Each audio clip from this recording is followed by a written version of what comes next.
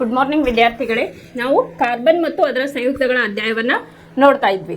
ನಿನ್ನೆ ಕ್ಲಾಸಲ್ಲಿ ನಾವು ಕಾರ್ಬನ್ನಿನ ರಾಸಾಯನಿಕ ಗುಣಗಳನ್ನ ನೋಡಿದ್ವಿ. ಯಾವುದರ ಮೂಲಕ? ದಹನ ಕ್ರಿಯೆ, ಸಂಕಲನ ಕ್ರಿಯೆ, ಆದೇಶನ ಕ್ರಿಯೆ, ಆಮೇಲೆ ಉತ್ಕರ್ಷಣ ಕ್ರಿಯೆಗಳ ಮೂಲಕ ಅದರ ರಾಸಾಯನಿಕ ಗುಣಗಳನ್ನ ನೋಡಿದ್ವಿ. ಮತ್ತು ಅದರ ಜೊತೆಗೆ ನಿನ್ನೆ ಎಥನಾಲ್ ಮತ್ತು ಎಥನಾಯಿಕ್ ಆಸಿಡ್ಗಳ ಗುಣಲಕ್ಷಣಗಳನ್ನು ಕೂಡ ನಾವು ನಿನ್ನೆ ಕ್ಲಾಸಲ್ಲಿ ನೋಡಿದ್ವಿ. ಅದರ ಮುಂದುವರೆದ ಭಾಗ ಯಾವ್ದಪ್ಪ ಅಂತಂದ್ರ ಎಥನಾಯಿಕ್ ಆಮ್ಲದ ಒಂದು ರಾಸಾಯನಿಕ ಕ್ರಿಯೆಗಳು ಬರ್ತಾವು.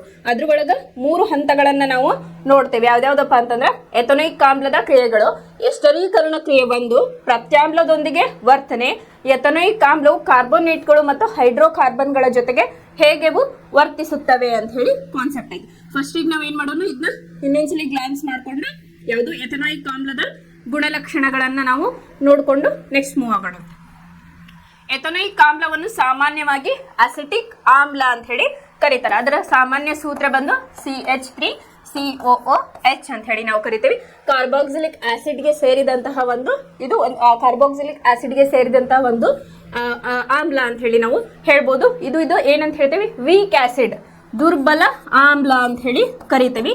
ದುರ್ಬಲ ಆಮ್ಲ ಮತ್ತು ಪ್ರಬಲ ಆಮ್ಲಗಳ ಬಗ್ಗೆ ಆಸಿಡ್ ಅಂಡ್ ಬೇಸಿಸ್ ಚಾಪ್ಟರ್ ಒಳಗೆ ನಾವು ಈಗಾಗಲೇ ಕಲ್ತಿದ್ದೀವಿ. ಅಲ್ಲಿ HCl, HNO3, H2SO4 ಅನ್ನ ನಾವು ಪ್ರಬಲ ಆಮ್ಲ ಅಂತ ಹೇಳಿ ಕರಿತೀವಿ.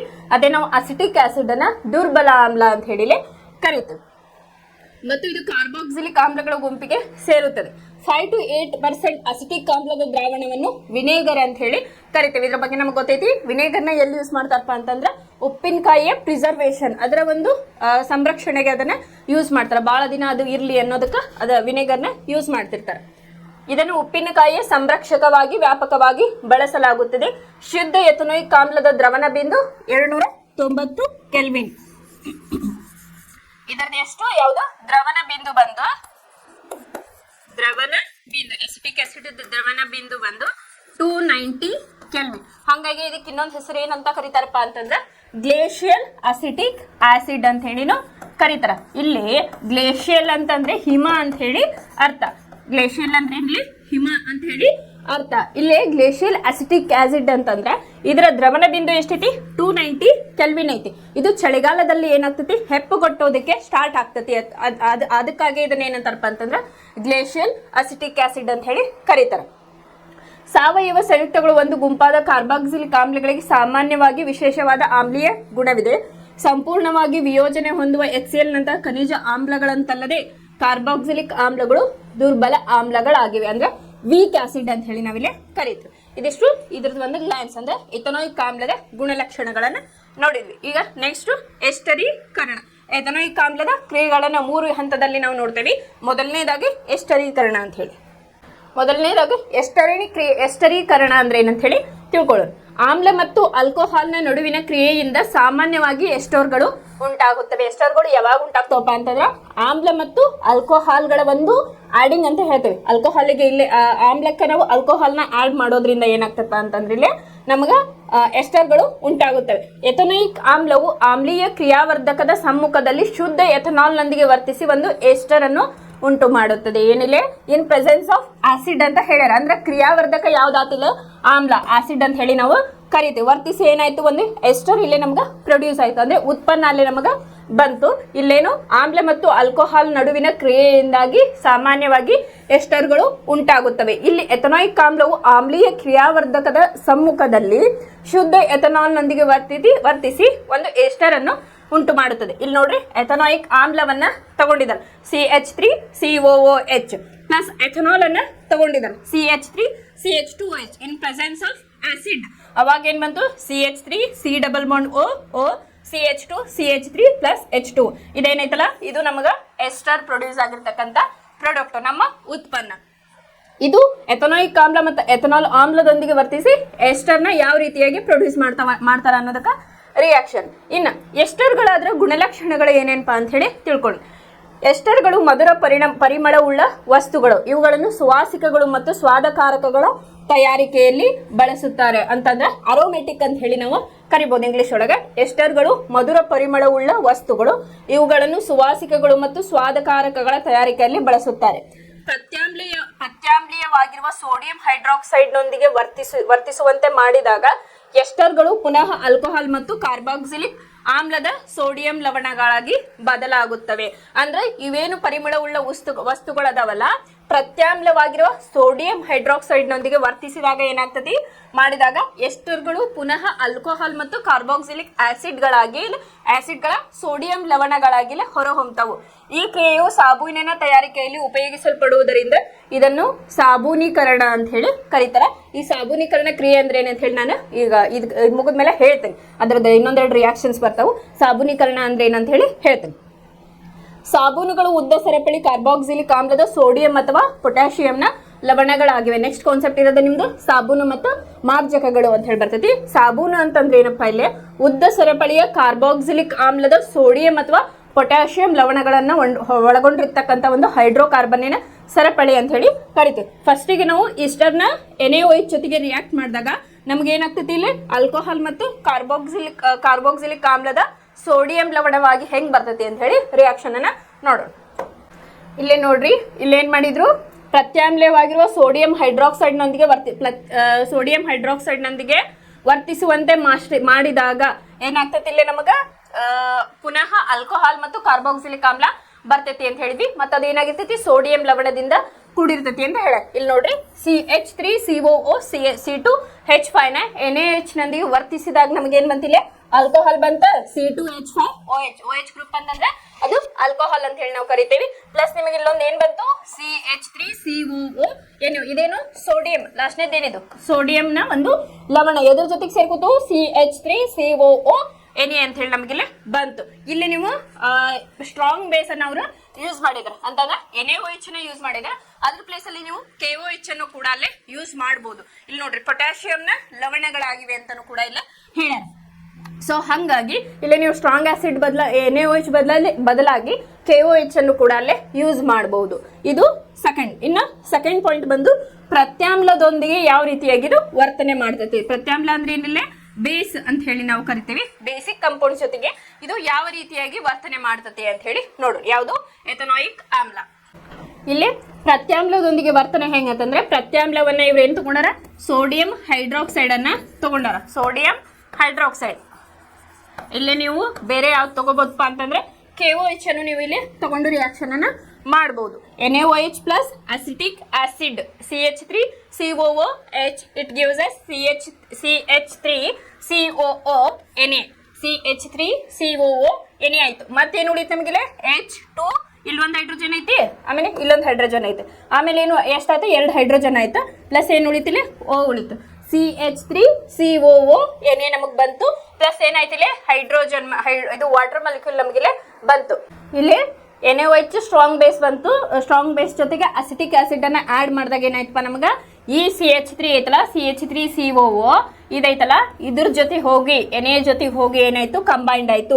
ಹಾಗಾಗಿ CH3COO Na ಅಂತ ಹೇಳಿ ಹೇಳಿದೆನ. ಇನ್ನು ಉಳಿದಿದ್ದ ಕಂಪೌಂಡ್ ಯಾವ್ದಪ್ಪ, ಇಲ್ಲೇ ನೀವು ಬ್ಯಾಲೆನ್ಸ್ ಅನ್ನ ಮಾಡಿದಾಗ ನೋಡ್ರಿ, CH3 ಎಷ್ಟದಾವ, 3 ಅದಾವ, CH3 ಐತೆ, ಆಮೇಲೆ COO ಐತೆ, C1 ಐತೆ, ಆಕ್ಸಿಜನ್ 2 ಅದಾವ. ಓಕೆ, ಆಮೇಲೆ Na ಎಷ್ಟದಾವ, 1 ಐತಿ, 1 ಪ್ಲಸ್ ಇನ್ನೇನು ಉಳಿತಪ್ಪ ನಮ್ಗ, 1 ವಾಟರ್ ಮಾಲಿಕ್ಯೂಲ್ ಉಳಿತು, 2 ಹೈಡ್ರೋಜನ್ ಮಾಲಿಕ್ಯೂಲ್ ಉಳಿತು. ಸೊ ಹಂಗಾಗಿ ಹೈಡ್ರೋಜನ್ ಎಷ್ಟದ, 1 ಮತ್ತು 2 ಹೈಡ್ರೋಜನ್ ಪ್ಲಸ್ 1 ಆಕ್ಸಿಜನ್ ಐತಿ. ಇಲ್ಲಿ ವಾಟರ್ ಮಾಲಿಕ್ಯೂಲ್ ಬಂತು ನಮಗ. ಇದು ಯಾವುದು, ಪ್ರತ್ಯಾಮ್ಲದ ಜೊತೆಗೆ ವರ್ತನೆ, ಯಾವುದು ಕಾರ್ಬಾಕ್ಸಿಲಿಕ್ ಆಸಿಡ್ ಎಥನಾಯಿಕ್ ಆಮ್ಲದ ಒಂದು ವರ್ತನೆ ಅಂತ ಹೇಳಿ ಹೇಳ್ತೇವೆ.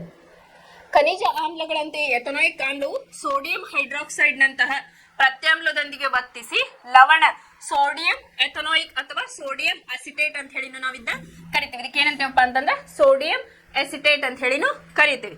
ಮತ್ತು ನೀರನ್ನ ಉಂಟು ಮಾಡುತ್ತದೆ. ನಿಮ್ಗೆ ಇದು ರಿಯಾಕ್ಷನ್ ಗೊತ್ತಿತ್ತಂದ್ರೆ ಇದನ್ನೆಲ್ಲ ಓದೋ ಅವಶ್ಯಕತೆ ಬರಲ್ಲ. ಅಂದ್ರೆ ಯಾವಾಗ ನಾವು ಸ್ಟ್ರಾಂಗ್ ಪ್ರತ್ಯಾಮ್ಲವನ್ನ ಅಸಿಟಿಕ್ ಆಸಿಡ್ ಜೊತೆಗೆ ಅಥವಾ ಕಾರ್ಬಾಕ್ಸಿಲಿಕ್ ಆಸಿಡ್ ಜೊತೆಗೆ ರಾಸಾಯನಿಕ ಕ್ರಿಯೆಯನ್ನ ನಡೆಸಿದಾಗ ನಮ್ಗೆ ಏನಾಗ್ತೈತಪ್ಪ, ಇಲ್ಲ ಸೋಡಿಯಂ ಅಸಿಟೇಟ್ ಬರ್ತೈತಿ. ಪ್ಲಸ್ ಏನ್ ಬರ್ತೈತಲ್ಲೇ ನಮಗೆ ವಾಟರ್ ಮಾಲಿಕ್ಯೂಲ್ ಅಲ್ಲೇ ಉತ್ಪನ್ನವಾಗಿ ಬರ್ತೈತಿ. CH3COO Na plus water molecule ನಮಗೆ ಉಂಟಾಗ್ತತಿ ಅಂತ ಹೇಳಿ ನೀವು ಬರಿಬಹುದು. ನಿಮ್ಗೆ ಪ್ರತ್ಯಾಮ್ಲದೊಂದಿಗೆ ವರ್ತನೆ ಅಂತಂದ್ರೆ NaOH ತಗೋಬೇಕಂತಿಲ್ಲ, ಅಲ್ಲೇ ನೀವು ಬೇರೆ ಬೇಸ್ ಅನ್ನು ತಗೊಂಡು ನೀವಲ್ಲೇ ರಿಯಾಕ್ಷನ್ ಅನ್ನ ಮಾಡಬಹುದು. ಬಟ್ ಇಲ್ಲಿ ನಿಮ್ಗೆ ಯಾಕೆ ಸೋಡಿಯಂ ಹೈಡ್ರಾಕ್ಸೈಡ್ ಕೊಟ್ಟಾರ ಅಂತಂದ್ರೆ ನೆಕ್ಸ್ಟ್ ನಿಮ್ಗೆ ಸಾಬೂನೀಕರಣ ಅಂತ ಹೇಳಿ ಬರ್ತೈತಿ. ಅದ್ರೊಳಗೆ ಸೋಡಿಯಂ ನ ಯೂಸ್ ಮಾಡ್ತೇವೆ. ಸೋಡಿಯಂ ಮತ್ತು ಪೊಟ್ಯಾಷಿಯಂ ಕಡೆಗಳನ್ನ ಯೂಸ್ ಮಾಡಿ ತಯಾರಿಕೆಯನ್ನ ಮಾಡ್ತಾರೆ. ಹಾಗಾಗಿ ನಿಮ್ಗೆ ಈಸಿ ಆಗ್ಲಿ ಅಂತ ಹೇಳಿ ಏನ್ ಮಾಡ್ಯಾರ, NaOH ಬಗ್ಗೆ ನೀವು ಆಲ್ರೆಡಿ ಕಲ್ತಿರ್ತೀರಿ, ಸ್ಟ್ರಾಂಗ್ ಬೇಸ್ ಅಂತ ಹೇಳಿ. ಹಾಗಾಗಿ ನಿಮ್ಗೆ ಇದು ಈಸಿ ಆಗ್ಲಿ ಅಂತ ಹೇಳಿ ಕೊಟ್ಟಿದ್ದಾರೆ. ಇನ್ನು ಥರ್ಡ್ ಒನ್ ಕಾರ್ಬೋನೇಟ್ ಮತ್ತು ಹೈಡ್ರೋಜನ್ ಕಾರ್ಬೋನೇಟ್ ನೊಂದಿಗೆ ಯಾವ ರೀತಿ ಕ್ರಿಯೆ ಇರ್ತೈತೆ ಅಂತ ಹೇಳಿ ನೋಡು. ನೆಕ್ಸ್ಟ್ ಕಾರ್ಬೋನೇಟ್ ಮತ್ತು ಹೈಡ್ರೋಜನ್ ಕಾರ್ಬೋನೇಟ್ಗಳೊಂದಿಗೆ ಇದರ ಕ್ರಿಯೆ ಯಾವ ರೀತಿ ಇರ್ತೈತೆ ಅಂತ ಹೇಳಿ ನೋಡಿದಾಗ, ಎಥನೋಯಿಕ್ ಆಮ್ಲ ಕಾರ್ಬೋನೇಟ್ಗಳು ಮತ್ತು ಹೈಡ್ರೋಜನ್ ಕಾರ್ಬೋನೇಟ್ಗಳೊಂದಿಗೆ ವರ್ತಿಸಿ ಲವಣ, ಕಾರ್ಬನ್ ಡೈಆಕ್ಸೈಡ್ ಮತ್ತು ನೀರನ್ನ ಉಂಟು ಮಾಡ್ತದೆ. ಇಲ್ಲಿ ನೋಡ್ರಿ, ಯಾವುದು ಎಥನೋಯಿಕ್ ಆಮ್ಲ ಕಾರ್ಬೋನೇಟ್ ಮತ್ತು ಹೈಡ್ರೋಜನ್ ಕಾರ್ಬೋನೇಟ್ನೊಂದಿಗೆ ವರ್ತಿಸಿದಾಗ ನಮ್ಗೆ ಏನ್ ಸಿಗ್ತತಿ?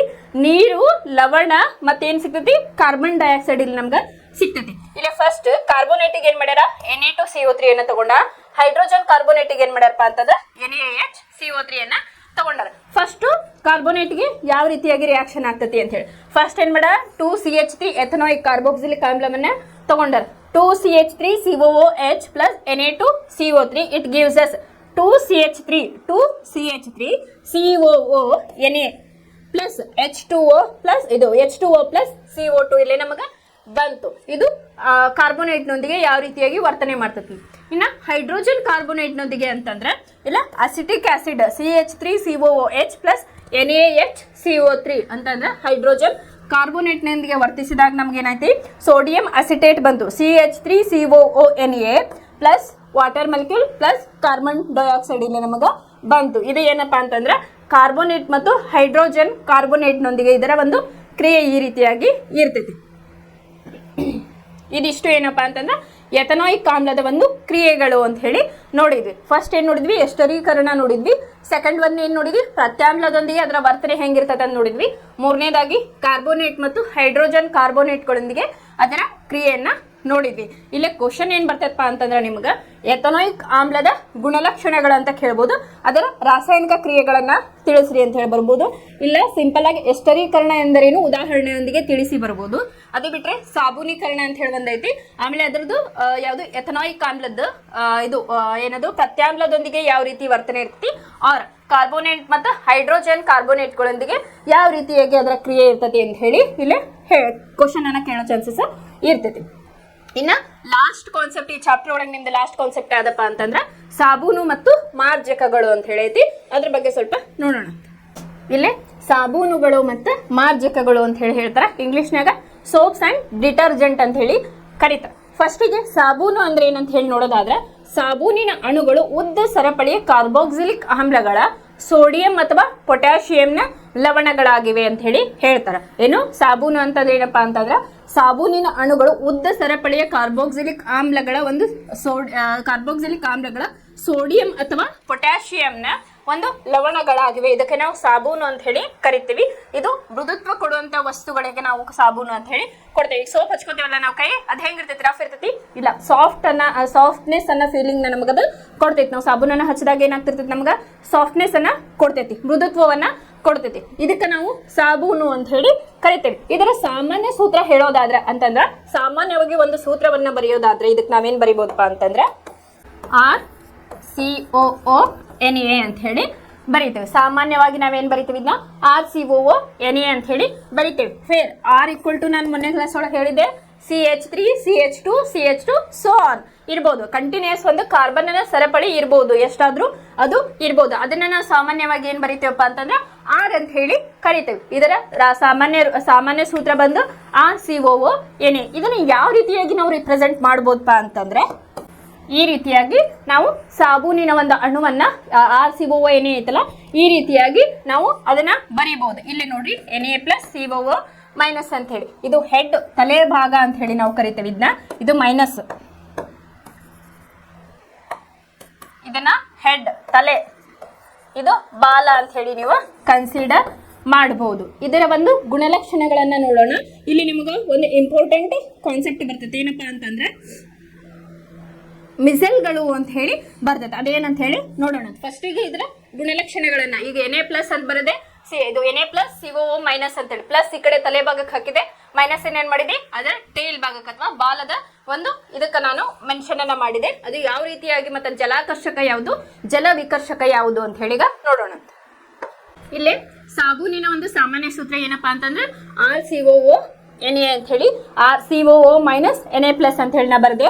ಅದನ್ನು ಯಾವ ರೀತಿಯಾಗಿ ರಿಪ್ರೆಸೆಂಟ್ ಮಾಡ್ಬೋದು ಅಂತ ಹೇಳಿದೆ. ಇದು ಹೆಡ್ ಅಂತ ಹೇಳಿ ನಾವು ತಗೋಬಹುದು, ಇದನ್ನ ಟೇಲ್ ಅಂತ ಹೇಳಿ ನಾವು ತಗೋಬಹುದು. ಇದನ್ನ ನೀವು ವಿವರಿಸೋದಾದ್ರೆ, ನಿಮಗೆ ಅಂಡರ್ಸ್ಟ್ಯಾಂಡ್ ಆಗ್ಲಿ ಅಂತ ಹೇಳೋದಾದ್ರೆ, ಸಾಬೂನು 2 ಭಾಗಗಳನ್ನ ಹೊಂದಿದೆ. ಸಾಬೂನಿನ ಅಣು ಏನಾಗೈತಪ್ಪ, 2 ಭಾಗಗಳನ್ನ ಹೊಂದಿದೆ. ಒಂದು ತಲೆ, ಒಂದು ಬಾಲ ಅಂತ ಹೇಳಿ ನಾವು ಕರಿತೇವೆ.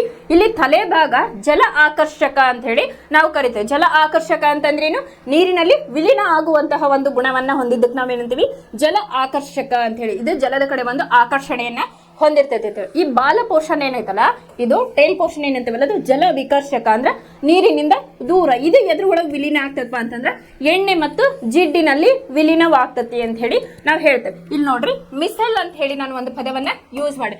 ಮಿಸೆಲ್ ಹೆಂಗ್ ಉಂಟಾಗ್ತದಪ್ಪ ಅಂತಂದ್ರೆ, ಫಾರ್ ಎಕ್ಸಾಂಪಲ್ ಇದು ಮಿಸೆಲ್ ಅಂತ ತಿಳ್ಕೊಂಡು, ಇದು ಒಂದು ಸ್ಟ್ರಕ್ಚರ್ ಅನ್ನ ಹಾಕಿನ. ಇದಕ್ಕೆ ಏನ್ ಮಾಡಿ ನಾನು ಅಂತಂದ್ರೆ RCOO ಎಣ್ಣೆಯನ್ನ ಸ್ಟ್ರಕ್ಚರ್ ಅನ್ನ ಇಲ್ಲಿ ಸುತ್ತಲೋದಕ್ಕೆ ಹಾಕಿನಿ. ಈ ರೀತಿಯಾಗಿ ಹಾಕಿನಿ.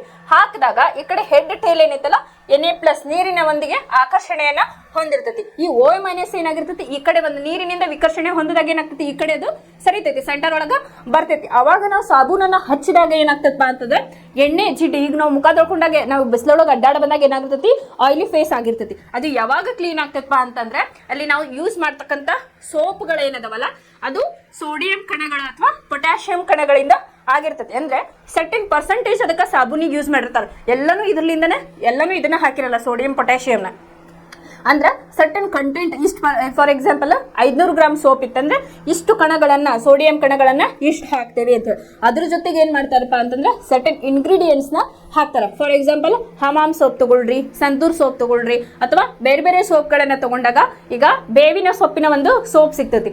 ಅವ್ರು ಏನ್ ಮಾಡ್ತಾರ, ಅದರ ಇಂಗ್ರೀಡಿಯೆಂಟ್ ನ ಜಾಸ್ತಿ ಹಾಕೋದ್ರ ಜೊತೆಗೆ, ಬೇವಿನ ಒಂದು ಇಂಗ್ರೀಡಿಯೆಂಟ್ಸ್ ನ ಜಾಸ್ತಿ ಹಾಕೋದ್ರ ಜೊತೆಗೆ ಇದನ್ನು ಕೂಡ ಅಲ್ಲ ಆಡ್ ಮಾಡಿರ್ತಾರೆ. ಯಾಕಂತಂದ್ರೆ ಸಾಬೂನಿನ ಮೇನ್ ಇಂಗ್ರೀಡಿಯೆಂಟ್ಸ್ ಅಂತಾನೆ ಹೇಳ್ಬೋದು, ಸೋಡಿಯಂ ಮತ್ತು ಪೊಟ್ಯಾಷಿಯಂನ ನಾವಿಲ್ಲ ಹೇಳ್ತೇವೆ. ಹಾಗಾಗಿ ಏನಾಗ್ತೈತಿ, ಇಲ್ಲಿ ಸೋಡಿಯಂ ಏನೈತಲ್ಲ, ಇದು ಪ್ಲಸ್ ಕಟೋಯನೆ, ಇದೇನ್ ಮಾಡ್ತೈತಿ, ನೀರಿನೊಂದಿಗೆ ಆಕರ್ಷಣೆಯನ್ನ ಹೊಂದತಿ. ಬಟ್ ಇದು ನೆಗೆಟಿವ್. ಬಾಲದ ಪೋರ್ಷನ್ ಏನೈತಲ್ಲ, ಇದು ವಿಕರ್ಷಣೆ, ನೀರಿನೊಂದಿಗೆ ವಿಕರ್ಷಣೆಯನ್ನ ಹೊಂದಿ ಏನಾಗ್ತೈತಿ, ಆಯಿಲ್ ಮತ್ತೆ ಜಿಡ್ಡಿನಂತಹ ನಮ್ಮ ಫೇಸ್ ಅಥವಾ ನಮ್ಮ ಮೈಕೈಯಲ್ಲಿರ್ತಕ್ಕಂಥ ಜಿಡ್ಡನ್ನ ತೆಗೆದು ಹಾಕ್ತತಿ ಅಂತ ಹೇಳಿ ಹೇಳ್ತಾರೆ. ಅದಕ್ಕೊಂದು ಸಿಂಪಲ್ ಸ್ಟ್ರಕ್ಚರ್ ಅನ್ನ ನಿಮ್ಗೆ ಈ ರೀತಿಯಾಗಿ ತೋರಿಸಿದ್ದಾರೆ.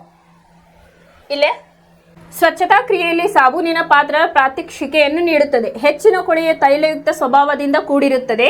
ಇಲ್ಲಿ ಮತ್ತು ನಿಮಗೆ ತಿಳಿದಿರುವಂತೆ ಎಣ್ಣೆಯು ನೀರಿನಲ್ಲಿ ವಿಲೀನವಾಗುವುದಿಲ್ಲ. ಸಾಬೂನಿನ ಅಣುಗಳು ಉದ್ದ ಸರಪಳಿಯ ಕಾರ್ಬೋಕ್ಸಿಲಿಕ್ ಆಮ್ಲಗಳ ಸೋಡಿಯಂ ಅಥವಾ ಪೊಟ್ಯಾಷಿಯಂನ ಲವಣಗಳಾಗಿವೆ.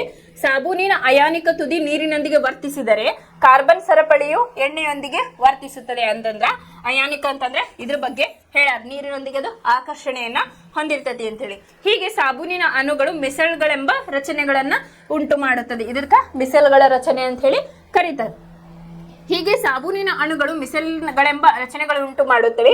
ಸಾಬೂನಿನ ಅಣುಗಳು ಹೈಡ್ರೋಕಾರ್ಬನ್ ತುದಿಯ ಎಣ್ಣೆಯ ಹನಿಯ ಕಡೆಗೆ ಇರುತ್ತದೆ ಹಾಗೂ ಅಯಾನಿಕ ತುದಿಯು ಹೊರಮುಖವಾಗಿರುತ್ತದೆ. ಇದು ಅಯಾನಿಕ ತುದಿ ಅಂದ್ರೆ ಇದು ಇಲ್ಲೇ, ಆಮೇಲೆ ಇದು -, ಅಂತ ಹೇಳಿದಲ್ಲ, ಇದು ನೀರಿನಲ್ಲಿ ಎಮಲ್ಷನ್ ಅನ್ನು ಉಂಟು ಮಾಡುತ್ತದೆ. ಹೀಗೆ ಸಾಬೂನಿನ ಮಿಸೆಲ್ ನೀರಿನಲ್ಲಿ ಕೊಳೆಯನ್ನು ಕಿತ್ತು ಹೊರತೆಗೆಯಲು ಸಹಾಯ ಮಾಡುತ್ತದೆ. ಸಾಬೂನು ಏನ್ ಮಾಡ್ತದಪ್ಪ ಅಂತಂದ್ರೆ ಕೊಳೆಯನ್ನ, ಆಯಿಲ್ ಜಿಡ್ಡನ್ನ ನಮ್ಮ ತ್ವಚೆಯಿಂದ ಹೊರತೆಗೆಯಲು ಇದು ಸಹಾಯವನ್ನ ಮಾಡುತ್ತದೆ ಅಂತ ಹೇಳಿ. ಮತ್ತು ನಾವು ನಮ್ಮ ಬಟ್ಟೆಗಳನ್ನು ಸ್ವಚ್ಛವಾಗಿ ತೊಳೆಯಬಹುದು ಅಂತ ಹೇಳಿನೂ ಕೂಡ ಹೇಳಿದ್ದಾರೆ. ಇನ್ನು ಮಿಸೆಲ್ಗಳ ಬಗ್ಗೆ ಒಂದು ನಿಮ್ಮ ಮಾಹಿತಿಯನ್ನ ಇಲ್ಲೇ ಕೊಟ್ಟಿದ್ದಾರೆ. ಅದು ಯಾವ ರೀತಿಯಾಗಿ ಅಂತ ಹೇಳಿ ನೋಡೋಣ. ಸಾಬೂನಿನ ಅಣುಗಳಲ್ಲಿ ವಿಭಿನ್ನ ಗುಣಗಳಿರುವ 2 ತುದಿಗಳಿರುತ್ತವೆ. ಒಂದು ತುದಿ ಜಲಾಕರ್ಷಕವಾಗಿದ್ದು ನೀರಿನೊಂದಿಗೆ ವರ್ತಿಸುತ್ತದೆ. ನಿಮಗೆ ಅರ್ಥ ಆಗ್ಲಿ ಅಂತ ನಾ ಏನ್ ಮಾಡಿದೆ, ಇಲ್ಲಿ ತಲೆ ಮತ್ತು ಬಾಲ ಅಂತ ಹೇಳಿ ತಗೊಂಡೆ, ಅಂದ್ರೆ ಈಸಿಯಾಗಿ ಅಂಡರ್ಸ್ಟ್ಯಾಂಡ್ ಆಗ್ಲಿ ಅಂತ ಹೇಳಿ.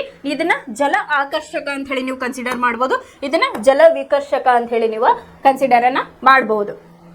ಅದಕ್ಕೆ ನಾವೇನಂತೀವಪ್ಪ ಅಂತಂದ್ರೆ ಹೈಡ್ರೋಫಿಲಿಕ್ ಅಂತ ಹೇಳಿ ಕರಿತೇವೆ. ಹೈಡ್ರೋಫಿಲಿಕ್ ಅಂತಂದ್ರೆ ಜಲ ಆಕರ್ಷಕ, ಹೈಡ್ರೋಫಿಲಿಕ್ ಅಂದ್ರೆ ಜಲಾಕರ್ಷಕ. ಓಕೆ, ಇಲ್ಲಿ ನೋಡ್ರಿ, ಸಾಬೂನಿನ ಅಣುಗಳಲ್ಲಿ ವಿಭಿನ್ನ ಗುಣಗಳಿರುವ 2 ತುದಿಗಳಿರುತ್ತೆ. ಒಂದು ತುದಿ ಜಲಾಕರ್ಷಕ ಹೈಡ್ರೋಫಿಲಿಕ್ ಆಗಿದ್ದು ನೀರಿನೊಂದಿಗೆ ವಿಲೀನವಾಗ್ತದೆ ಅಥವಾ ನೀರಿನೊಂದಿಗೆ ವರ್ತಿಸುತ್ತದೆ ಅಂತ ಹೇಳಿ. ಇನ್ನೊಂದು ತುದಿ ಜಲ ವಿಕರ್ಷಕ, ಅದಕ್ಕೆ ಏನಂತೀವಿ ಹೈಡ್ರೋಫೋಬಿಕ್ ಅಂತ ಹೇಳಿ ಕರಿತೇವೆ. ಹೈಡ್ರೋಫೋಬಿಕ್ ಅಂತಂದ್ರ ನೀರಿನಿಂದ ದೂರ ಇರ್ತದೆ, ಜಲ ಆಕರ್ಷಣೆಯನ್ನ ಹೊಂದಿರೋದಿಲ್ಲ ಅಂತ ಹೇಳಿ ಹೇಳ್ತೇವೆ. ಆದ್ರೆ ಇದು ಹೈಡ್ರೋಕಾರ್ಬನ್ಗಳೊಂದಿಗೆ ವರ್ತಿಸಿ ಸಾಬೂನಿನ ನೀರಿನ ಮೇಲ್ಮೈಯಲ್ಲಿದ್ದಾಗ ಸಾಬೂನಿನ ಜಲಕರ್ಷಕ ತುದಿಯು ನೀರಿನಲ್ಲಿ ವಿಲೀನವಾಗುವುದಿಲ್ಲ ಮತ್ತು ಜಲಾಕರ್ಷಕ ತುದಿ ನೀರಿನಲ್ಲಿಯೂ ಮತ್ತು ಜಲ ವಿಕರ್ಷಕ ಬಾಲವು ನೀರಿನಿಂದ ಹೊರಚಾಚಿಕೊಂಡು ಇರುತ್ತದೆ. ಹಿಂಗಾಗಿ ಏನಾಗ್ತತಿ ಅಲ್ಲಿ ಆಯಿಲ್ ಕಂಟೆಂಟ್ ಹೋಗಿ ಕೊಳೆ ಹೋಗಿ ಏನಾಗ್ತತಿ ಸ್ವಚ್ಛತೆಯನ್ನ ಕೊಡ್ತೈತಿ ಅಂತ ಹೇಳಿ ಹೇಳ್ಯಾರ. ನಿಮ್ಗೆ ಇಲ್ಲೇ ಒಂದು ಮಿಸಲ್ನ ರಚನೆಯನ್ನು ಕೂಡ ಕೊಟ್ಟಿದ್ದಾರೆ. ನಾ ಹಾಕಿದ್ನಲ್ಲ ಅದೇ ರೀತಿಯಾಗಿ ಕೊಟ್ಟಿದ್ರು. ಇಲ್ಲಿ ನೋಡ್ರಿ ಜಲಾಕರ್ಷಕ ತುದಿ ನಾ ಹೇಳಿದ್ನಲ್ಲ ಈ ರೀತಿಯಾಗಿ ಕೊಟ್ಟಾರ. ಜಲ ವಿಕರ್ಷಕ ತುದಿ ಅಂತ ಹೇಳಿ ಲಾಸ್ಟ್ ಇದನ್ನ ಕೊಟ್ಟಾರ. ಜಲ ಆಕರ್ಷಕ ತುದಿ ಅಂತ ಹೇಳಿ ಮೊಟ್ಟೆ ಆಕಾರದಾಗ ಏನೈತಲ್ಲ ಅದನ್ನ ಜಲ ಆಕರ್ಷಕ ಅಂತ ಹೇಳಿ ಕೊಟ್ಟಾರ. ಅಂತಂದ್ರ ಇಲ್ಲಿ ನಿಮ್ಗೆ ಹೆಂಗ್ ಕೊಟ್ಟಾರ ಈ ರೀತಿಯಾಗಿ ಕೊಟ್ಟಾರ. ಇದು ಜಲ ವಿಕರ್ಷಕ,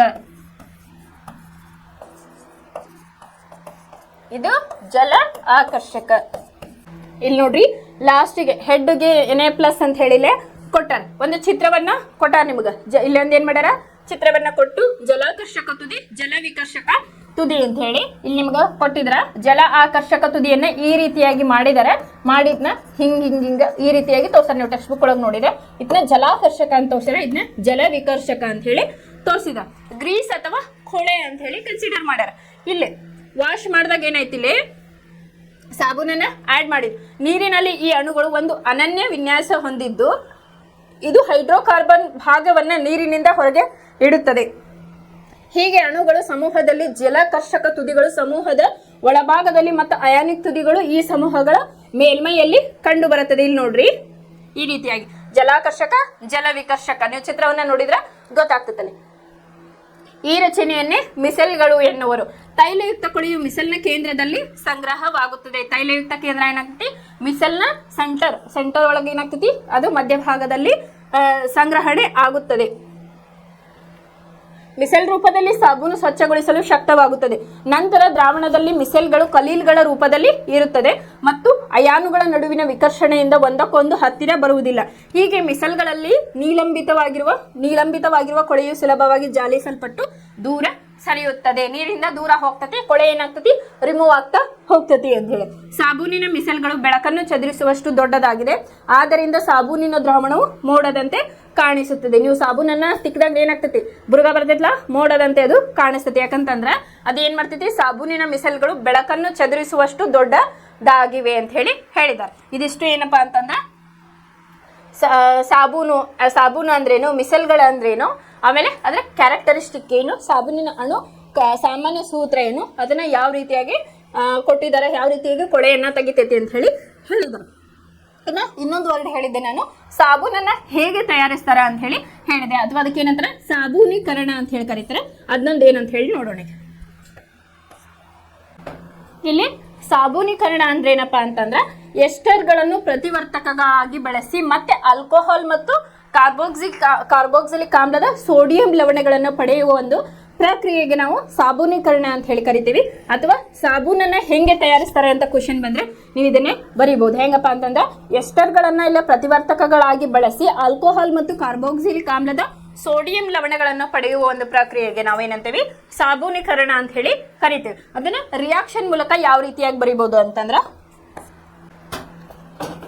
ಇದನ್ನ ರಿಯಾಕ್ಷನ್ ಅಲ್ಲಿ ಬರೆಯೋದಾದ್ರೆ ನಾ ಹೇಳಿದೆ ಎಷ್ಟರನ್ನ ಬಳಸ್ತೀವಿ. ಇಲ್ಲಿ ಸ್ಟ್ರಾಂಗ್ ಬೇಸ್ ಅನ್ನ ಯೂಸ್ ಮಾಡ್ಬೇಕಂತಂದ್ರೆ ನಮಗೆ ಇಲ್ಲಿ ಕಂಪೌಂಡ್ ಏನ್ ಬರಬೇಕು ಸೋಡಿಯಂ ಯುಕ್ತ ಲವಣ ಬರಬೇಕು ಅಂತ ಹೇಳಿದೆ, ಪ್ಲಸ್ ಎಥನಾಲ್ ಬರ್ಬೇಕಂತೀವಿ. ಸೊ ಹಾಗಾಗಿ ನಾ ಎಷ್ಟರೇನು ಯಾವ್ದು ತಗೊಂಡೆ CH3COO CH2CH3 in presence of NaOH strong base. ಅವಾಗ ನಮಗೆ ಏನ್ ಬರ್ತಪ್ಪ ಅಂತಂದ್ರೆ ಒಂದು ಎಥನಾಲ್ ಆಲ್ಕೋಹಾಲಿಕ್ ಗ್ರೂಪ್ ಬಂತು, CH3CH2OH ಪ್ಲಸ್ ನಮಗೆ ಏನ್ ಬಂತಿಲ್ಲ ಸೋಡಿಯಂ ಅಸಿಟೇಟ್. ಇದನ್ನ ನಾನು ಅಯಾನುಗಳ ರೂಪದಲ್ಲಿ ಇದನ್ನ ಬರ್ದೇನೆ. ಇದನ್ನ ಸಾಬೂನೀಕರಣಕ್ಕೆ ನೀವು ಎಕ್ಸಾಂಪಲ್ ಆಗಿ ಕೊಡಬಹುದು. ಇದಿಷ್ಟು ಏನಪ್ಪಾ ಅಂತಂದ್ರೆ ಸಾಬೂನಿನ ಬಗ್ಗೆ ಆಯ್ತು. ಇನ್ನು ನೆಕ್ಸ್ಟ್ ಮಾರ್ಜಕಗಳ ಬಗ್ಗೆ ತಿಳ್ಕೊಳ್ಳೋಣ. ಇಲ್ಲಿ ಮಾರ್ಜಕಗಳು ಅಂದ್ರೆ ಏನಪ್ಪಾ ಅಂತಂದ್ರೆ ಹೈಡ್ರೋಕಾರ್ಬನ್ ಹೈ ಅಂತ ಬರ್ದೆ ನಾನು. ಹೈಡ್ರೋಕಾರ್ಬನ್ ಉದ್ದ ಸರಪಳಿಯ ಸಲ್ಫೋನಿಕ್ ಆಮ್ಲಗಳ ಸೋಡಿಯಂ ಲವಣಗಳಾಗಿವೆ ಅಥವಾ ಕ್ಲೋರೈಡ್ ಅಥವಾ ಬ್ರೋಮೈಡ್ ನ ಅಯಾನುಗಳ ಅಮೋನಿಯಂ ಲವಣಗಳಾಗಿವೆ ಅಂತ ಹೇಳಿ ಹೇಳ್ಬಹುದು. ಮಾರ್ಜಕಗಳು ಅಂದ್ರೆ ಏನಪ್ಪಾ ಅಂತಂದ್ರೆ ಇದು ಒಂದು ಹೈಡ್ರೋಕಾರ್ಬನ್ಗಳ ಉದ್ದನೆ ಸರಪಳಿಯ ಸಲ್ಫೋನಿಕ್ ಆಮ್ಲಗಳ ಸೋಡಿಯಂ ಲವಣಗಳು ಅಥವಾ ಬ್ರೋಮೈಡ್ ಕ್ಲೋರೈಡ್ ಅಯಾನುಗಳ ಅಮೋನಿಯಂನ ಲವಣಗಳಾಗಿವೆ ಅಂತ ಹೇಳಿ ಹೇಳಿದ್ವಿ. ಸಾಬೂನುಗಳು ಏನಪ್ಪಾ ನಮ್ಮ ಸ್ಕಿನ್ಗೆ ಇದೇನಾಗ್ತೈತಿ ಮೃದುತ್ವವನ್ನ ಕೊಡ್ತೈತಿ. ಬಟ್ ಮಾರ್ಜಕಗಳು ನುಣುಪಾದ ಮೇಲ್ಮೈಯನ್ನ ಕೊಡೋದಿಲ್ಲ ಅಂತ ಹೇಳಿ ನಾವಿಲ್ಲಿ ಹೇಳ್ಬೋದು. ಏನು ಮಾರ್ಜಕಗಳು ನುಣುಪಾದ ಮೇಲ್ಮೈಯನ್ನ ಇವು ಕೊಡೋದಿಲ್ಲ. ಇನ್ನು ನೆಕ್ಸ್ಟ್ ಮಾರ್ಜಕಗಳ ಬಗ್ಗೆ ತಿಳ್ಕೊಬೇಕಂತಂದ್ರೆ ಇಲ್ಲಿ ಇವು ಮಾರ್ಜಕಗಳ ಬಗ್ಗೆ ತಿಳ್ಕೊಬೇಕಂತಂದ್ರೆ ಹಾರ್ಡ್ ವಾಟರ್ ಅಂತ ಕರಿತೀವಿ. ಏನು ಗಡಸು ನೀರು ಅಂತ ಹೇಳಿ ಕರಿತೀವಿ. ಏನಪ್ಪ ಗಡಸು ನೀರು ಅಂತ ಹೇಳಿ, ಈಗ ನಮ್ಮ ಮನೆಗಳಲ್ಲಿ ಏನ್ ಮಾಡ್ತೀವಿ ನಾವು, ಬೋರ್ ನೀರನ್ನ ತರ್ತೀವಿ. ಬೋರ್ ನೀರನ್ನ ತಂದಿಟ್ಟು ಇವತ್ತು ನಾವು ಶೇಖರಣೆ ಮಾಡಿದ್ವಿ ಅಂದ್ರೆ ಮತ್ತೆ ನಾಳೆ ಮಠ ಅಥವಾ ಸಾಯಂಕಾಲ ಮಠ ಏನಾಗ್ತದೆ ಅಂತಂದ್ರೆ ಒಂದು ಬಿಳಿ ಪದರಲ್ಲೇ ಬಿಡಾಕ ಸ್ಟಾರ್ಟ್ ಆಗ್ತೈತಿ. ನೀರೊಳಗೆ ಏನಾಗಿರ್ತೈತಿ, ತೆಳ್ಳನೆಯ ಒಂದು ಪದರ ಉಂಟಾಗ್ತೈತಿ. ಅದು ಯಾವ್ದಪ್ಪ ಅಂತಂದ್ರೆ ಅಲ್ಲೇ ಮೇಲೆ ಒಂದು ರಟ್ಟಿನ ಗತ್ಲೆ ಅಥವಾ ಥಿನ್ ಲೇಯರ್ ಅಂತ ಹೇಳಿ ಕರಿತೀವಿ. ಅದೇನಾಗ್ತೈತಿ, ವೈಟ್ ಪೌಡರ್ ಗತ್ಲೆ ಅದು ಒಂದು ರಟ್ಟು ತರ ಬೆಳಿತೈತಿ. ಅದಕ್ಕೆ ನಾವು ಏನಂತೀವಪ್ಪ ಅಂತಂದ್ರೆ ಕ್ಯಾಲ್ಸಿಯಂ ಅಂಡ್ ಮ್ಯಾಗ್ನೇಷಿಯಂನ ಕಂಟೆಂಟ್ ಅಲ್ಲಿ ಜಾಸ್ತಿ ಇರ್ತೈತಿ. ಅದಕ್ಕೆ ನಾವು ಗಡಸು ನೀರು ಅಂತ ಹೇಳಿ ಕರಿತೇವೆ. ಇದು ಹೈಯರ್ ಕ್ಲಾಸಸ್ಗೆ ಹೋದಾಗ ನೀವು ಇನ್ನೂ ಜಾಸ್ತಿ ಕಲಿತಾ ಹೋಗ್ತೀರಿ. ಇಲ್ಲೇ ನೀವು ಗಡಸು ನೀರು ಅಂದ್ರೆ ಏನ್ ತಿಳ್ಕೊಬೇಕಪ್ಪ ಅಂತಂದ್ರೆ ನೀರಿನಲ್ಲಿ ಕ್ಯಾಲ್ಸಿಯಂ ಮತ್ತು ಮ್ಯಾಗ್ನೇಷಿಯಂನ ಅಂಶ ಜಾಸ್ತಿ ಇದ್ರೆ ಅದನ್ನ ಗಡಸು ನೀರು ಅಂತ ಹೇಳಿ ಕರಿತೇವೆ. ಗಡಸು ನೀರು ಅನ್ನೋದು ಹೆಂಗ್ ಗೊತ್ತಾಗ್ತದಪ್ಪ ನಮಗ ಅಂತಂದ್ರೆ, ಸಾಮಾನ್ಯವಾಗಿ ನೀವು ನೀರನ್ನ ಶೇಖರಣೆ ಮಾಡಿಡ್ರಿ, ಅಲ್ಲೇ ಮೇಲೆ ಒಂದು ಪದರ ಬಿಡ್ತೈತಿ, ವೈಟ್ ಕೋಟಿಂಗ್ ಅಂತ ಹೇಳಿ ಕರಿತೀವಿ.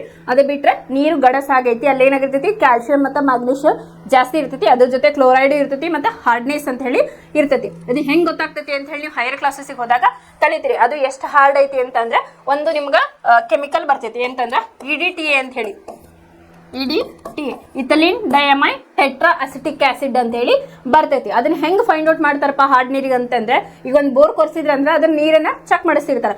ಅದು ಹೆಂಗ್ ಗೊತ್ತಾಗ್ತೈತಿ ಹಾರ್ಡ್ ಅಂತಂದ್ರೆ ಸರ್ಟಿನ್ ಪ್ರೊಸೀಜರ್ ಇರ್ತೈತಿ, ಬ್ಯೂರೇಟ್ ಪಿಪೇಟ್ ಅಂತ ಹೇಳಿ ಅದನ್ನ ಯೂಸ್ ಮಾಡ್ತಾರೆ. EDTA ಇಲ್ಲೇ ಬ್ಯೂರೇಟ್ ಅಲ್ಲಿ ತಗೊಂಡ್ರೆ ಆಮೇಲೆ ನಾವು ಕಂಟ್ರೋಲ್ ಫ್ಲಾಸ್ಕ್ಗಳಿಗೆ ನಾವು ಯಾವ್ದು ನೀರು ತಗೋಬೇಕು ಅಂದ್ಕೊಂಡಿರ್ತೀವಲ್ಲ ಅದನ್ನ ಇಷ್ಟು ml, ಫಾರ್ ಎಕ್ಸಾಂಪಲ್ 25 ml ತಗೋಬೇಕಂತಿರ್ತೈತಿ. ಇದನ್ನ ನಾವು ಹಾರ್ಡ್ನೆಸ್ ಅನ್ನ ಫೈಂಡ್ ಔಟ್ ಮಾಡ್ಬೇಕು ಅಂತಂದ್ರೆ ಅಮೋನಿಯಂ ಅಸಿಟೇಟ್ ಬಫರ್ ಅನ್ನ ಯೂಸ್ ಮಾಡ್ಬೇಕು. ಬಫರ್ ಸೊಲ್ಯೂಷನ್ ಯೂಸ್ ಮಾಡ್ತೇವೆ. ಹೈಡ್ರಾಕ್ಸಿಲಮೈನ್ ಹೈಡ್ರೋಕ್ಲೋರೈಡ್ ಅಂತ ಹೇಳಿ ಹಾಕ್ತಿವಿ. ಮತ್ತೆ ಮೇನ್ ಇಂಗ್ರೀಡಿಯೆಂಟ್ ಅಂತ ಹೇಳಿ ಕರಿತೀವಿ ಅಥವಾ ಇಂಡಿಕೇಟರ್ ಅಂತ ಹೇಳಿ EBT ಅಂತ ಹೇಳಿ ಯೂಸ್ ಮಾಡ್ತೇವೆ. ಅಂತಂದ್ರೆ ಎರಿಕ್ಲೋಮ್ ಬ್ಲ್ಯಾಕ್ ಟೀ ಅಂತ ಹೇಳಿ ಕರಿತೀವಿ. ಅಂತಂದ್ರೆ ಇದು ಏನ್ ಮಾಡ್ತದಪ್ಪ ಅಂತಂದ್ರೆ EBT ಈ ನೀರಿನಲ್ಲಿ ಇರ್ತಕ್ಕಂಥ ಕ್ಯಾಲ್ಸಿಯಂ ಮ್ಯಾಗ್ನೇಷಿಯಂನ ಕಾಂಪ್ಲೆಕ್ಸ್ ಫಾರ್ಮ್ ಆಗ್ತಾವ. ಏನು ಕ್ಯಾಲ್ಸಿಯಂ ಮತ್ತು ಮ್ಯಾಗ್ನೇಷಿಯಂ ಜೊತೆಗೆ ಏನಾಗ್ತದಪ್ಪ ಅಂತಂದ್ರೆ ಈ ರೀತಿಯಾಗಿ ಅಲ್ಲಿ ಕಾಂಪ್ಲೆಕ್ಸ್ ಫಾರ್ಮ್ ಆಗಿ ನಮ್ಮ ನೀರಿನಲ್ಲಿ ಎಷ್ಟು ಹಾರ್ಡ್ ಐತಿ ಅಂತ ಹೇಳಿ ಗೊತ್ತಾಗ್ತೈತಿ. ಇನ್ ಜನರಲ್ ಆಗಿ ನೀವೇನ್ ತಿಳ್ಕೊಬೇಕಪ್ಪ ಅಂತಂದ್ರೆ ಗಡಸು ನೀರು ಅಂತಂದ್ರೆ ಕ್ಯಾಲ್ಸಿಯಂ ಮತ್ತು ಮ್ಯಾಗ್ನೇಷಿಯಂನ ಅಂಶ ಜಾಸ್ತಿ ಇದ್ರೆ ಅದಕ್ಕೆ ನಾವೇನಂತೀವಿ, ಇದಕ್ಕೆ ಗಡಸು ನೀರು ಅಂತ ಹೇಳಿ ಕರಿತೇವೆ. ನೀವು ಸ್ನಾನ ಮಾಡುವಾಗ ಎಂದಾದರೂ ಸುಲಭವಾಗಿ ನೊರೆ ಉಂಟಾಗದಿರುವುದನ್ನು ಮತ್ತು ನೀರಿನಿಂದ ತೊಳೆದ ನಂತರವೂ ನೀರಿನಲ್ಲಿ ವಿಲೀನವಾಗದ ಕಲ್ಮಶ ಉಳಿದಿರುವುದನ್ನು ಗಮನಿಸಿದ್ದೀರಾ ಅಂತ ಹೇಳಿ. ಇಲ್ಲಿ ಏನಾಗ್ತೈತಿ, ಫಾರ್ ಎಕ್ಸಾಂಪಲ್ ಈಗ ಅಪಾರ್ಟ್ಮೆಂಟ್ ಇರ್ತಾವ, ಹಿಂಗ ಯೂಸಲಿ ಬೋರ್ ಹಾಕ್ಸಿರ್ತಾರಲ್ಲ, ನೀರು ಯೂಸ್ ಮಾಡಿರ್ತಾರ ವಾಶ್ರೂಮ್ಗೆಲ್ಲ. ಬಟ್ ಅದೇನಾಗ್ತೈತಿ ಬೇಗನೆ ಇವು ನಲ್ಲಿಗಳು ಎಲ್ಲ ಏನಾಗ್ತಾವ ಅಂತಂದ್ರೆ ಬೇಗನೆ ಹಾಳಾಗಕ್ಕೆ ಸ್ಟಾರ್ಟ್ ಆಗೋ, ರಸ್ಟ್ ಹಿಡಿತೈತಿ, ಆಮೇಲೆ ವೈಟ್ ಕೋಟಿಂಗ್ ಬರಕ್ ಸ್ಟಾರ್ಟ್ ಆಗ್ತೈತಿ, ಆಮೇಲೆ ಬೇಗ ಹೊಲಸ್ ಕಟ್ತೈತಿ. ಅದು ಎದಕ್ಕಪ್ಪ ಅಂತಂದ್ರೆ ನೀರಿನ ಹಾರ್ಡ್ನೆಸ್ ಅದು ಆಗ್ತೈತಿ. ನೀರಿನ ಗಡಸುತನಕ್ಕೆ ಕಾರಣವಾಗುವ ಕ್ಯಾಲ್ಸಿಯಂ ಮತ್ತು ಮ್ಯಾಗ್ನೀಷಿಯಂ ಲವಣದೊಂದಿಗೆ ಸಾಬೂನಿನ ಕ್ರಿಯೆಯು ಇದನ್ನು ಉಂಟು ಮಾಡುತ್ತದೆ. ಆದ್ದರಿಂದ ನೀವು ಹೆಚ್ಚಿನ ಪ್ರಮಾಣದಲ್ಲಿ ಸಾಬೂನನ್ನು ಉಪಯೋಗಿಸಬೇಕಾಗುತ್ತದೆ. ಅಂದ್ರೆ ನೊರೆ ಜಾಸ್ತಿ ಬರೋದಿಲ್ಲ ಅವಾಗ. ಈ ಸಮಸ್ಯೆಯನ್ನು ನಿವಾರಿಸಲು ಮಾರ್ಜಕಗಳೆಂದು ಕರೆಯಲ್ಪಡುವ ಇನ್ನೊಂದು ವರ್ಗದ ಸಂಯುಕ್ತಗಳನ್ನು ಸ್ವಚ್ಛಕಾರಕಗಳಾಗಿ ಬಳಸುತ್ತಾರೆ. ಸಾಮಾನ್ಯವಾಗಿ ಮಾರ್ಜಕಗಳು ಸಲ್ಫೋನಿಕ್ ಆಮ್ಲಗಳ ಸೋಡಿಯಂ ಲವಣಗಳಾಗಿವೆ ಅಥವಾ ಕ್ಲೋರೈಡ್ ಅಥವಾ ಬ್ರೋಮೈಡ್ ಅಯಾನುಗಳ ಅಮೋನಿಯಂ ಲವಣಗಳಾಗಿವೆ. ಎರಡೂ ಸಂಯುಕ್ತಗಳು ಹೈಡ್ರೋಕಾರ್ಬನ್ ಅನ್ನು ಉದ್ದ ಸರಪಳಿಗಳಾಗಿವೆ. ಸಂಯುಕ್ತಗಳ ವಿದ್ಯುದಾವೇಶ ಹೊಂದಿರುವ ತುದಿಗಳು ಗಡಸು ನೀರಿನ ಕ್ಯಾಲ್ಸಿಯಂ ಅಥವಾ ಮ್ಯಾಗ್ನೇಷಿಯಂ ಅಯಾನುಗಳೊಂದಿಗೆ ವಿಲೀನಗೊಳ್ಳದ ಒತ್ತಡಗಳನ್ನು ಉಂಟು ಮಾಡುವುದಿಲ್ಲ. ಹೀಗೆ ಅವು ಗಡಸು ನೀರಿನಲ್ಲಿ ಪರಿಣಾಮಕಾರಿಯಾಗಿರುತ್ತವೆ. ಮಾರ್ಜಕಗಳನ್ನು ಸಾಮಾನ್ಯವಾಗಿ ಶಾಂಪೂಗಳು ಮತ್ತು ಬಟ್ಟೆಗಳನ್ನು ಸ್ವಚ್ಛಗೊಳಿಸುವ ಉತ್ಪನ್ನಗಳಲ್ಲಿ ತಯಾರಿಸಲು ಉಪಯೋಗಿಸುತ್ತಾರೆ. ಅಂತಂದ್ರೆ ಇದು ಏನಪ್ಪಾ ಅಂತಂದ್ರೆ ಗಡಸಿತನವನ್ನ ರಿಮೂವ್ ಮಾಡ್ತಾರೆ ಅಷ್ಟ. ಕ್ಯಾಲ್ಸಿಯಂ ಮತ್ತು ಮ್ಯಾಗ್ನೇಷಿಯಂನ ಈಗ ಫಾರ್ ಎಕ್ಸಾಂಪಲ್ ಕ್ಯಾಲ್ಸಿಯಂ ಒಂದು 200, ಈಗ ಅದಕ್ಕೊಂದು ರೇಂಜ್ ಇರ್ತೈತಿ. ಒಂದು ಕುಡಿಯೋ ನೀರೊಳಗೆ ಹೆಂಗಿರ್ತಪ್ಪ ಅಂತಂದ್ರೆ ಫಾರ್ ಎಕ್ಸಾಂಪಲ್ ಕ್ಯಾಲ್ಸಿಯಂ 75 to 200 ಒಳಗಿದ್ರೆ ಅದು ಆಕ್ಸೆಪ್ಟಬಲ್ ಅಂತ ಹೇಳಿ ನಾವು ಕರಿತೇವೆ. ಅಂತಂದ್ರೆ ಅಕ್ಸೆಪ್ಟಬಲ್ ಅಂಡ್ ಪರ್ಮಿಸೇಬಲ್ ಲಿಮಿಟ್ಸ್ ಅಂತ ಹೇಳಿ ಇರ್ತಾವೆ. ಅದನ್ನ ಚೆಕ್ ಮಾಡ್ತಾರೆ. ಈಗ ಏನ್ ಮಾಡ್ತಾರೆ, ಗಡಸು ನೀರು ಅಂತ ಹೇಳಿ ನಾವು ಡಿಕ್ಲೇರ್ ಮಾಡಬೇಕು ಅಂತಂದ್ರೆ ಅದಕ್ಕೆ ಏನಾಗಿರ್ತೈತಿ, ಬ್ಯೂರೋ ಆಫ್ ಇಂಡಿಯನ್ ಸ್ಟ್ಯಾಂಡರ್ಡ್ ಅಂತೇಳಿ ಒಂದು ಸ್ಟ್ಯಾಂಡರ್ಡ್ ಕೊಟ್ಟಿರ್ತಾರ. ಅದಕ್ಕೊಂದು ರೇಂಜ್ ಇರ್ತೈತಿ. ಫಾರ್ ಎಕ್ಸಾಂಪಲ್ ಇದಕ್ಕೆ ಅಕ್ಸೆಪ್ಟಬಲ್ ಲಿಮಿಟ್ ಅಂತ ಕರಿತೀವಿ, ಇದಕ್ಕೆ ಪರ್ಮಿಸಿಬಲ್ ಲಿಮಿಟ್ ಅಂತ ಹೇಳಿ ಕರಿತೇವೆ. ಫಾರ್ ಎಕ್ಸಾಂಪಲ್ ಹಾರ್ಡ್ನೆಸ್ ಅನ್ನ ನಾವು ಒಂದು ನೀರನ್ನ ಯಾವಾಗ ಹಾರ್ಡ್ ಅಂತ ಕರಿತೇವಪ್ಪ ಅಂತಂದ್ರೆ ಅಕ್ಸೆಪ್ಟಬಲ್ ಲಿಮಿಟ್ 200, ಪರ್ಮಿಸೇಬಲ್ ಲಿಮಿಟ್ 600 ಅಂತ ಹೇಳಿ ಒಂದು ರೇಂಜ್ ಇರುತ್ತೆ. ಯಾವಾಗ ಇದು ಪರ್ಮಿಸೇಬಲ್ ಲಿಮಿಟ್ ಅನ್ನ ಕ್ರಾಸ್ ಮಾಡ್ತತಲ್ಲ ಆವಾಗ ಅದನ್ನ ನೀರು ಗಡಸೈತಿ ಅಂತ ಹೇಳಿ ಕರಿತೇವೆ. ಇದು 200 ಒಳಗಿದ್ರು ಕೂಡ ನಾವು ಅದು ಅಕ್ಸೆಪ್ಟಬಲ್ ಲಿಮಿಟ್ ಅಂತ ಹೇಳಿ ಕರಿತೇವೆ. ಅದೇ ರೀತಿಯಾಗಿ ಕ್ಯಾಲ್ಸಿಯಂಗೂ ಕೂಡ ಏನಾಗಿರ್ತಪ್ಪ ಅಂತಂದ್ರೆ 75 to 200 ಅಂತ ಹೇಳಿ ಇರ್ತೈತಿ. ಇದು 200 ಕ್ರಾಸ್ ಆತಪ್ಪ ಅಂತಂದ್ರೆ ಇದು ಕ್ಯಾಲ್ಸಿಯಂ ಕಂಟಾಮಿನೇಷನ್ ಐತಿ ಅಂತ. ಅದೇ ರೀತಿ ಏನಿರ್ತೈತಿ ಮ್ಯಾಗ್ನೀಷಿಯಂ ಅದು ಕೂಡ 30 to 100 ರೇಂಜ್ ಇರ್ತೈತಿ. ಯಾವಾಗ ಅದು ಮ್ಯಾಗ್ನೀಷಿಯಂ ಕಂಟೆಂಟ್ 100 ಮೇಲೆ ಹೋಗ್ತದಲ್ಲ ಅದು ಮ್ಯಾಗ್ನೀಷಿಯಂ ಕಂಟಾಮಿನೇಷನ್ ಅಂತ ಹೇಳಿ ಹೇಳ್ತೀವಿ. ಯಾವಾಗ ಇದು 600 ಕ್ರಾಸ್ ಆಗ್ತತಿ ಅವಾಗ ಆಟೋಮೆಟಿಕ್ ಇವು ಕೂಡ ಜಾಸ್ತಿ ಆಗ್ತಾ ಹೋಗ್ತಾವ. ಫಾರ್ ಎಕ್ಸಾಂಪಲ್ ಇದು 650 ಆಯ್ತು, 700 ಆಯ್ತು ಅಂತಂದ್ರೆ ಇದು ನಿಯರ್ ಬೈ 180 ಈ ರೀತಿಯಾಗಿ ಅಂದ್ರೆ ಇದು ಹಾರ್ಡ್ನೆಸ್ ಹೆಂಗ್ ಜಾಸ್ತಿ ಆಗ್ತದಲ್ಲ ಹಂಗ ಕ್ಯಾಲ್ಸಿಯಂ ಮ್ಯಾಗ್ನೀಷಿಯಂ ಕೂಡ ಇಲ್ಲೇ ಜಾಸ್ತಿ ಆಗ್ತಾ ಹೋಗ್ತತಿ. ಇದಿಷ್ಟು ಏನಪ್ಪಾ ಅಂತಂದ್ರೆ ಮಾರ್ಜಕಗಳ ಬಗ್ಗೆ ತಿಳ್ಕೊಂಡ್ವಿ. ಇಲ್ಲಿಗೆ ನಿಮ್ದು ಕಾರ್ಬನ್ ಮತ್ತು ಅದರ ಸಂಯುಕ್ತಗಳ ಅಧ್ಯಾಯ ಮುಕ್ತಾಯವಾಯಿತು. ಒಂದ್ಸಲಿ ಇದನ್ನ ಚಾಪ್ಟರ್ನ ಏನೇನು ಕಲಿತ್ವಿ ಅಂತ ಹೇಳಿ ಗ್ಲಾನ್ಸ್ ಮಾಡಿಕೊಂಡು ಆಮೇಲೆ ನೆಕ್ಸ್ಟ್ ಕ್ಲಾಸಸ್ ಅನ್ನ ಕಂಡಕ್ಟ್ ಮಾಡೋಣ.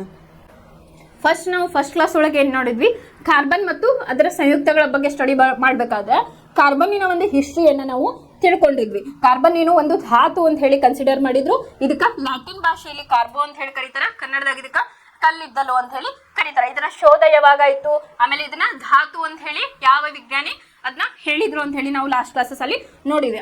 ಅದರ ಗುಣಲಕ್ಷಣಗಳನ್ನು ಕೂಡ ನಾವು ನೋಡಿದ್ವಿ. ಅದರ ಎಲೆಕ್ಟ್ರಾನಿಕ್ ವಿನ್ಯಾಸ ಆಗಿರ್ಬೋದು, ಪರಮಾಣು ರಾಶಿ, ಪರಮಾಣು ಸಂಖ್ಯೆಗಳ ಬಗ್ಗೆನೂ ನಾವು ಈಗಾಗಲೇ ಕಲ್ತೀವಿ. ಅದ್ರ ಜೊತೆಗೆ ಏನ್ ಮಾಡಿದ್ವಿ, ಕಾರ್ಬನ್ನಿನ ಒಂದು ಉಪಯೋಗಗಳನ್ನು ಕೂಡ ನಾವು ಕಲಿದ್ವಿ. ಪಳೆಯುವಿಕೆಗಳಲ್ಲಾಗಿರ್ಬೋದು ಅಥವಾ ಸ್ಟೇನ್ಲೆಸ್ ಸ್ಟೀಲ್ ಬಳಕೆಯಲ್ಲಾಗಿರ್ಬೋದು, ಈ ರೀತಿಯಾಗಿ ಕಾರ್ಬನ್ನಿನ ಗುಣಲಕ್ಷಣಗಳನ್ನ ನಾವು ಅಲ್ಲೇ ಕಲಿತ್ವಿ. ಆಮೇಲೆ ಇದು ದೊರೆಯುವಿಕೆಯನ್ನ ನೋಡಿದ್ವಿ. ಭೂತಗಟೆಯಲ್ಲಿ ಇದು 0.02% ಸಿಗ್ತತಿ. ಆಮೇಲೆ ವಾತಾವರಣದಲ್ಲಿ ಇದು 0.03% ಸಿಗ್ತತಿ ಅಂತ ಹೇಳಿ ನೋಡಿದ್ವಿ. ಇನ್ನು ಭೂತಗಟೆಯಲ್ಲಿ ಹೆಂಗಪ್ಪ ಕಲ್ಲಿದ್ದಲಾಗಿರ್ಬೋದು, ವಜ್ರದ ರೂಪದಲ್ಲಾಗಿರ್ಬೋದು, ಕಾರ್ಬನ್ ರೂಪದಲ್ಲಿ ಸಿಗ್ತತಿ ಅಂತ ಹೇಳಿ ನೋಡಿದ್ವಿ. ಇನ್ನು ವಾತಾವರಣದಲ್ಲಿ ಕಾರ್ಬನ್ ಡೈಆಕ್ಸೈಡ್, ಕಾರ್ಬನ್ ಮೊನಾಕ್ಸೈಡ್ ಈ ರೀತಿಯಾಗಿ ಸಿಗ್ತತಿ ಅಂತ ಹೇಳಿ ನಾವು ನೋಡಿದ್ವಿ.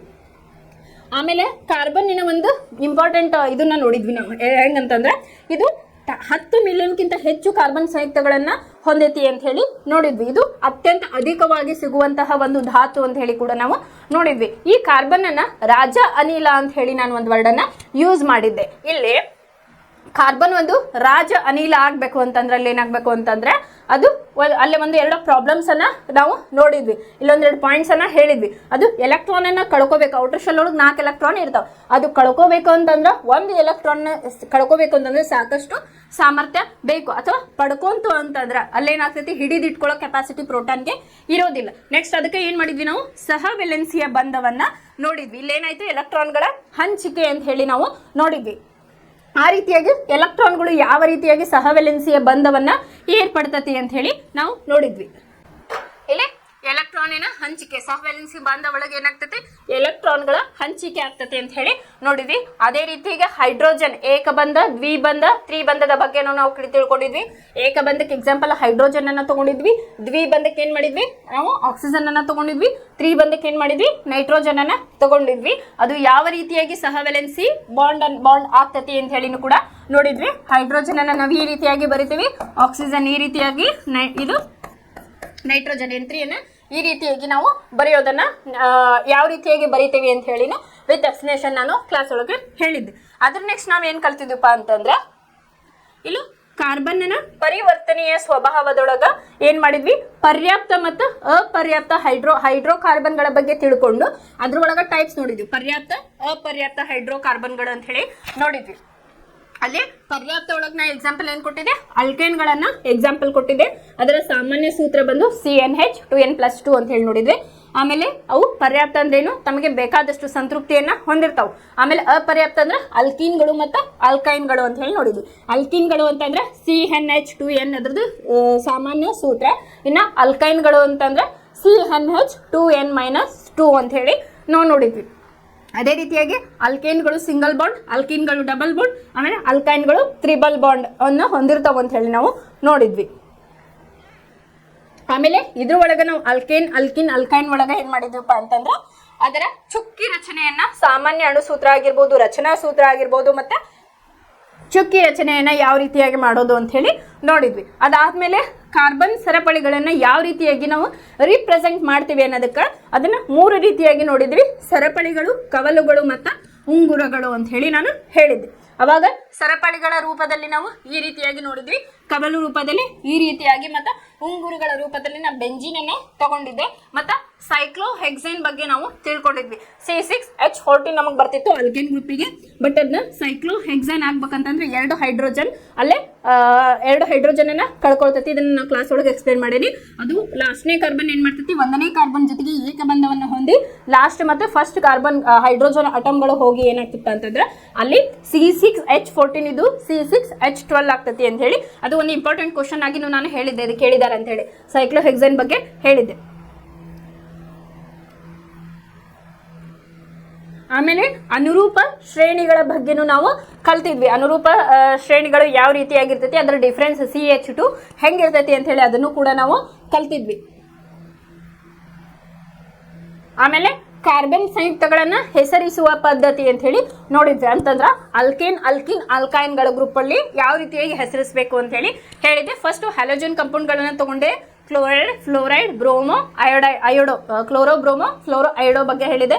ಆಮೇಲೆ ಆಕ್ಸಿಜನ್ ಯುಕ್ತ ಕಂಪೌಂಡ್ಗಳನ್ನ ಯಾವ ರೀತಿಯಾಗಿ ಹೆಸರಿಸ್ತೇವೆ ಅಂತ ಹೇಳಿನೂ ಕೂಡ ನಾವು ನೋಡಿದ್ವಿ. ಇಲ್ಲಿ ಆಲ್ಕೋಹಾಲ್, ಅಲ್ಡಿಹೈಡ್, ಕೀಟೋನ್ ಮತ್ತೆ ಕಾರ್ಬಾಕ್ಸಿಲಿಕ್ ಆಮ್ಲ ಪ್ರಿಫಿಕ್ಸ್ ಅಂಡ್ ಸಫಿಕ್ಸಸ್ ಅಂತ ಹೇಳಿ ಕರ್ತಿದ್ವಿ. ಇಲ್ಲಿ ಆಲ್ಕೋಹಾಲ್ ಅಂದ್ರೆ ಹ್ಯಾಲೋಜಿನೇಟೆಡ್ ಗ್ರೂಪಿಗೆ ನಾವು ಪ್ರಿಫಿಕ್ಸ್ ಆಗಿ ಯೂಸ್ ಮಾಡ್ತೀವಿ ಅಂತದ. ಯಾವ್ದು ಹ್ಯಾಲೋಜನ್ ಕಂಪೌಂಡ್ ಅನ್ನ ಅದನ್ನ ಫಸ್ಟ್ ಯೂಸ್ ಮಾಡ್ಕೊಂಡು ನೆಕ್ಸ್ಟ್ ಅದನ್ನ ಕಾರ್ಬನ್ ಕೌಂಟ್ ಮಾಡ್ಕೊಂಡು ನಾವು ಹೇಳ್ತಾ ಇದ್ವಿ. ಅದೇ ರೀತಿ ಆಕ್ಸಿಜನ್ ಬಂದಾಗ ಸಫಿಕ್ಸಸ್ ಅಂತ ಹೇಳಿ ಯೂಸ್ ಮಾಡಿದ್ವಿ, ಲಾಸ್ಟಿಗೆ ಅದನ್ನ ಯೂಸ್ ಮಾಡ್ತಾ ಇದ್ವಿ. ಎಕ್ಸಾಂಪಲ್ ಆಲ್ಕೋಹಾಲ್ಗೆ ಓಲ್ ಅಂತ ಹೇಳಿ ಯೂಸ್ ಮಾಡ್ತೇವೆ, ಆಲ್ಡಿಹೈಡ್ಗೆ ಆಲ್ ಅಂತ ಹೇಳಿ ಯೂಸ್ ಮಾಡ್ತೇವೆ, ಕೀಟೋನಿಗೆ ಓನ್ ಅಂತ ಹೇಳಿ, ಮತ್ತೆ ಕಾರ್ಬಾಕ್ಸಿಲಿಕ್ ಆಮ್ಲಕ್ಕೆ ಓಯಿಕ್ ಆಮ್ಲ ಅಂತ ಹೇಳಿ ಯೂಸ್ ಮಾಡ್ತೇವೆ ಅಂತ ಹೇಳಿ ನಾನು ಇದ್ರ ಬಗ್ಗೆ ಹೇಳಿದ್ದೆ. ಅದ್ರ ನೆಕ್ಸ್ಟ್ ಏನ್ ಮಾಡಿದ್ವಿಪ್ಪ ಅಂತಂದ್ರೆ ಕಾರ್ಬನ್ ಸಂಯುಕ್ತಗಳ ರಾಸಾಯನಿಕ ಗುಣಗಳ ಬಗ್ಗೆ ನಾವೇನು ಕಲಿತ್ವಿ. ಇದನ್ನ ಏನ್ ಮಾಡಿದ್ವಿ, 4 ರೀತಿಯ ಕ್ರಿಯೆಗಳ ಮೂಲಕ ನಾವು ಕಲಿತ್ವಿ. ದಹನ ಕ್ರಿಯೆ, ಉತ್ಕರ್ಷಣ ಕ್ರಿಯೆ, ಮತ್ತೆ ಸಂಕಲನ ಕ್ರಿಯೆ, ಇನ್ನೊಂದು ಆದೇಶನ ಕ್ರಿಯೆಗಳನ್ನ ನಾನು ಎಕ್ಸ್ಪ್ಲೇನ್ ಮಾಡ್ತಾ ಹೋಗಿದ್ದೆ ಒಂದೊಂದು ಕ್ರಿಯೆಗಳನ್ನ. ಇದು ಕಾರ್ಬನ್ನಿನ ರಾಸಾಯನಿಕ ಗುಣಗಳನ್ನ ನಾವು ನಿನ್ನೆ ಕ್ಲಾಸಲ್ಲಿ ನೋಡಿದ್ವಿ. ಅದಾದ್ಮೇಲೆ ಎಥನಾಲ್ ಮತ್ತು ಎಥನಾಯಿಕ್ ಆಮ್ಲದ ಗುಣಲಕ್ಷಣಗಳನ್ನು ಕೂಡ ನೋಡಿದ್ವಿ.